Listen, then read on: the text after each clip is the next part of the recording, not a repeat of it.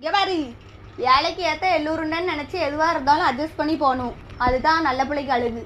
நான் இப்படி தான் போடுவேன், இப்படி தான் இருக்கணும் அப்படின்னு நடந்துச்சுன்னு வச்சுக்கோ, உண்டானது ஒன்று கூட கிடைக்காது.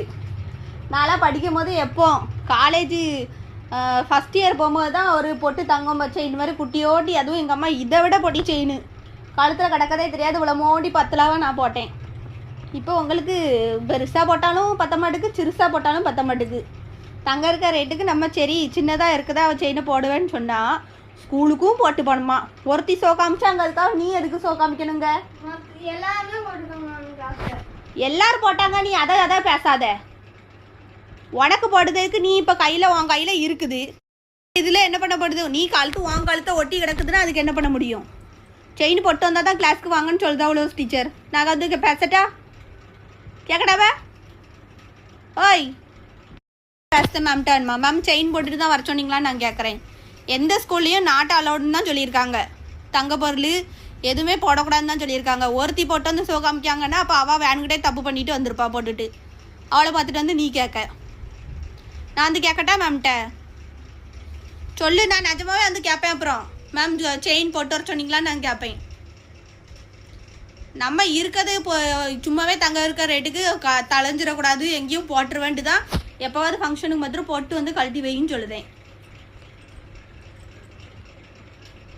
கேட்கட்டா நாளைக்கு வந்து மேம்கிட்ட? நிஜமா கேட்பேன். அப்புறம் ஓய் ஒண்டதாம்லா கேளுவே.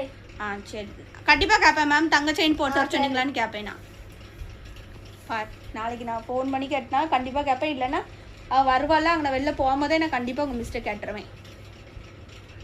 அதுக்கப்புறம் 4 இழு செவுட்டில் நல்லா கொடுக்கட்டும். நாங்களாம் படிக்கும்போது ஸ்போர்ட்ஸ் மிஸ் வாசல்லே நின்று எங்களை கையில் தங்க போட்டுட்டு வந்திருக்காளா, வளையல் போட்டு வந்திருக்காளா, என்னது இது பண்ணிட்டு வந்திருக்கான்னு பார்த்துட்டு தான் எங்களை உள்ளே அனுப்புவாங்க. உனக்கு மாத்திரம் புது ரூல்ஸாக நீ சொல்லுத. போட்டு வர சொன்னாங்க, இப்படி தான் போட்டு வராங்க. ஒருத்தி போட்டானா மொபைல் தான் தெரியாமல் கொண்டு வராளுங்க. அப்போ நீ மொபைல் கொண்டு போயேன். உங்கள் கிளாஸில் அன்றைக்கி நான் பார்த்தேன், தெரியாமல் தான் வச்சுருக்குதுங்க. நான் போய் சொல்லட்டா பேரண்ட்ஸ்கிட்ட? போய் சொல்லு. எனக்கு அவசியம் பாரு. எனக்கும் அப்புறம் எதுக்கு சொல்லுத? அவசியம் இருக்குன்னா அப்புறம் எனக்கு மாற்ற பூசை, செருப்பு அடி பூசை, கத்திரப்பா அடின்னு எல்லாத்தையும் வச்சு அடிச்சு உங்களை அந்த மாதிரி அடிச்சு வச்சுருந்தேன்னா நீ இவ்வளவு பேசவும் மாட்டேன், எதிர்த்து என்னன்னு கேட்க மாட்டேன். நான் அப்படி விட்டுட்டு சுதந்திரம் கொடுக்கேன் பார்த்தியா? அதனால தான் நீ ஓவராக எல்லாத்துலேயும் முந்திட்டு பேசுறது, வாய் கொடுக்குறது எல்லாம் பண்ணிக்கிட்டு போகிற. ஓவரா அளவுக்கு தான் எல்லாத்துலேயுமே சுதந்திரம் தர முடியும். எதுக்கு கொடுக்கணுமோ அதுக்கு மாத்திரம் தான் கொடுக்க முடியும். சும்மா உங்கள் இஷ்டத்துக்கு விட்டுட்டு எல்லாத்தையும் பார்த்துட்டு ஆட முடியாது.